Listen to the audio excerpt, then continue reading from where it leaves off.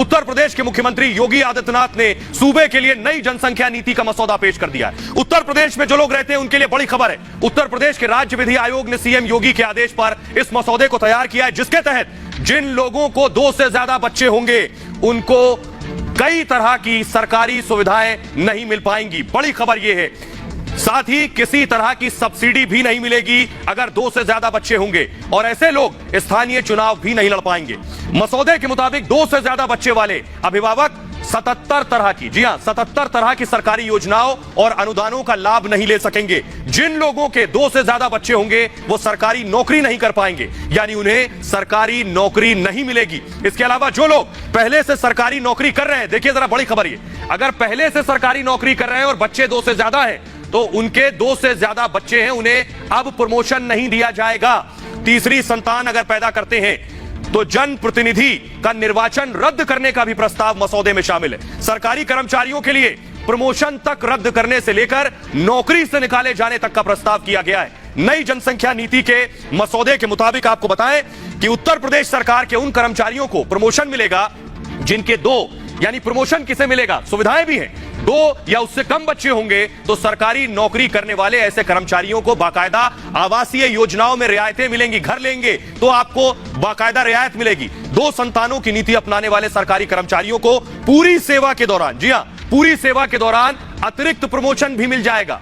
2 बच्चे पैदा करने वाले ऐसे लोग जो सरकारी नौकरी में नहीं है उन्हें भी कई तरह की छूट दी जाएगी। छूट में क्या क्या शुमार है देखिए जरा, अगर आपके 2 से ज्यादा बच्चे नहीं है तो आपको हाउस टैक्स में छूट मिलेगी, आपको होम लोन में छूट मिलेगी। योगी आदित्यनाथ सरकार ने ये बड़ा एक्शन है योगी का जनसंख्या नीति के जरिए, क्या क्या फायदे मिलने वाले हैं। तो सवाल ये है, आपको बताने जा रहे हैं कि आखिर इसकी जरूरत क्यों पड़ी। जल्दी से आपको दिखाते हैं आखिर उत्तर प्रदेश में जनसंख्या नीति की जरूरत क्यों आन पड़ी है। देखिए जरा जल्दी से ग्राफिक दिखाएंगे।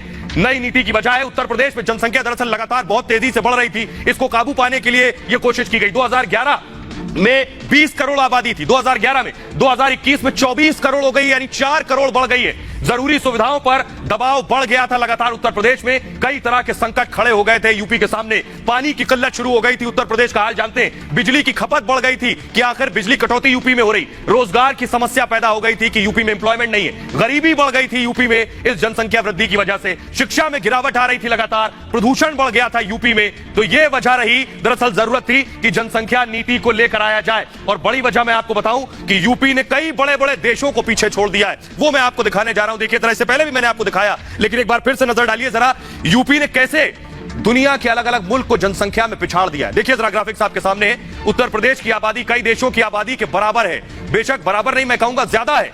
आप हैरान हो सकते हैं लेकिन ये एक सच्चाई है। देखिए जरा, उत्तर प्रदेश में 24 करोड़, उत्तर प्रदेश की आबादी आपके सामने देखिए जरा, 24 करोड़ यूपी में है।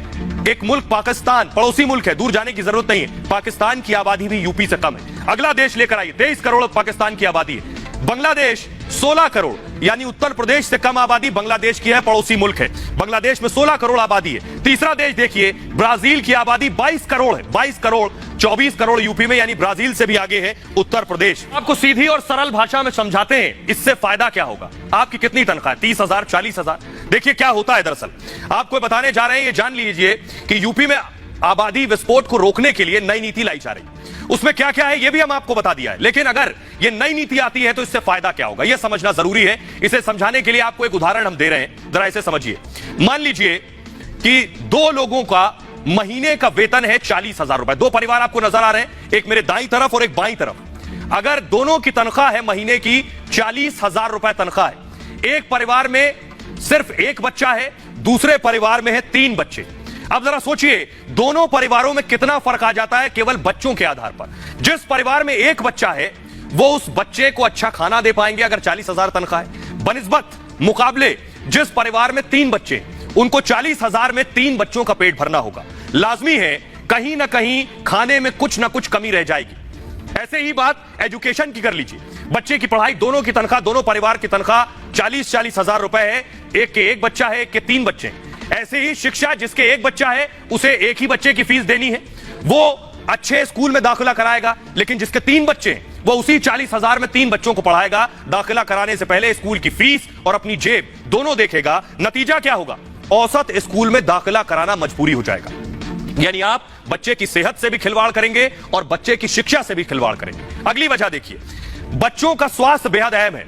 अब जिस परिवार के एक बच्चा है वो अपने उस एक बच्चे के स्वास्थ्य का ध्यान बेहतर तरीके से रख पाएगा जिसकी 40,000 तनख्वाह होगी और एक बच्चे की परवरिश करनी है। जिसके 2 से ज्यादा बच्चे होंगे वो उस तरह से ध्यान नहीं रख पाएगा, क्योंकि डॉक्टरों की फीस से लेकर बच्चों के टीकाकरण और अस्पताल की फीस की बात मैंने की, इसके अलावा मेडिकल स्टोर का खर्चा, मान लीजिए दवाइयों का, ये सारे इंतजाम करने होंगे जो सीधे सीधे आपकी तनख्वाह पर असर डालेंगे। आधुनिक शिक्षा की बात करिए, पेशेवर शिक्षा की बात करिए, 40,000 जो कमा रहा है तो वो जब शिक्षा देगा, पेशेवर शिक्षा, तो शिक्षा आज के दौर में काफी महंगी है लेकिन जरूरी भी है। ऐसे में जिस परिवार में एक बच्चा है वो उसे अच्छी पेशेवर शिक्षा दे सकता है। थोड़ी प्लानिंग करनी होगी बस। जिस परिवार में 2 से ज्यादा बच्चे हैं वहां उन 3 बच्चों को एक जैसी उच्च शिक्षा देना मुश्किल हो जाएगा। नतीजा ये होगा कि यहां भी औसत कॉलेज ही देखना पड़ेगा। तो यानी सीधे सीधे इसका नुकसान क्या है ये मैंने आपको बताया। अब आपको बताते हैं, जल्दी से सुनिए यूपी के लोग क्या कह रहे हैं। आबादी के लिए हंटर तो योगी ने चला दिया है, क्या यूपी के लोग इसे स्वीकार रहे हैं? क्या यूपी के लोग गुस्से में हैं या उत्तर प्रदेश के लोग खुश हैं?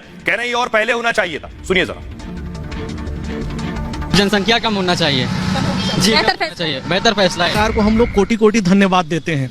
हम और हमारा सिर्फ एक बच्चा है और हम लोग इसी पॉलिसी के तहत अपनी लाइफ जी रहे हैं और हम चाहेंगे कि देश में और सख्ती से ये कानून लागू हो। मेरे हिसाब से इसको बहुत पहले ही आ जाना चाहिए था और ये आ रहा है तो बहुत सही कानून है। बहुत अच्छी बात है ये जो गवर्नमेंट ने निकाला है, ये जो कानून लाने जा रही है जनसंख्या नियंत्रण के ऊपर, ये बहुत ही अच्छा है। 2 बच्चे होंगे, हर आदमी को एम्प्लॉयमेंट मिलेगा, हर आदमी अच्छे से रहेगा और इससे अच्छी कोई बात नहीं हो सकती। फैमिली को अच्छे से पालने पोसने में आसानी रहेगी, बच्चों की पढ़ाई लिखाई हर चीज़ अच्छे से हो जाएगा। तो बच्चे सही रहते हैं और क्या, इसमें लाइन नहीं लगना पड़ती है।